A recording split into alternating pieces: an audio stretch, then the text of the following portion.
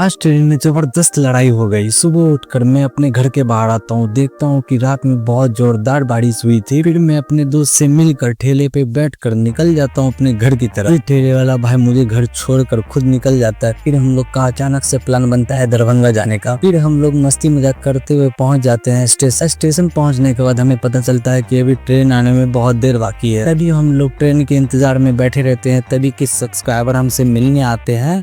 उनसे बातचीत कर कर ट्रेन पकड़ कर हम लोग निकल जाते हैं अपने मंदिर की तरफ। ट्रेन में बैठे बैठे हम लोग बोर हो चुके थे, तभी दरभंगा स्टेशन आ जाता है। ट्रेन से उतर कर हम लोग अपने मंजिल की तरफ जाते हैं। पता चलता है कि आज जिस काम से हम लोग दरभंगा आए हुए थे वो काम नहीं हो पाएगा।